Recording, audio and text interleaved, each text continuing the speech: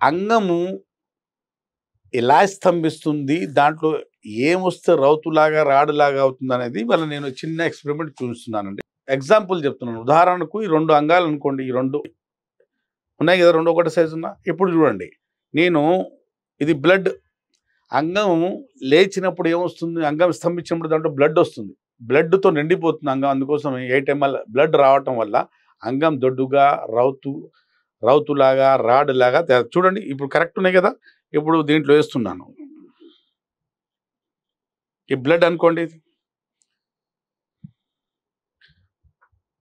ఇది చూడండి.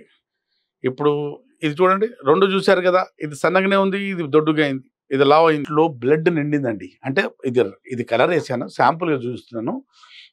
అంగం లావయినప్పుడు ఇలా లేచి నిలబడినప్పుడు దీంట్లో 8 ఎంఎల్ బ్లడ్ రావటం జరుగుతుంది. ఏమొస్తుంది? బ్లడ్ వస్తుంది కాబట్టి బ్లడ్ వచ్చేసి దీంట్లో వచ్చి కూడుకోవాలి, రిటైన్ అవ్వాలి. ఎప్పటి వరకు? సెక్స్ చేసే వరకు ఇలా ఉన్న అంగం ఇలా లేసి మనం సెక్స్ అంటే ఆమె సుఖపడే వరకు సెక్స్ చేస్తాం కదా! చేసిన తర్వాత వీర్యం ఎప్పుడు వెళ్ళిపోతుందో మళ్ళీ దీంట్లో ఉన్న రిటైన్ అయిపోయిన బ్లడ్ మన బాడీలో వచ్చేసేయాలి.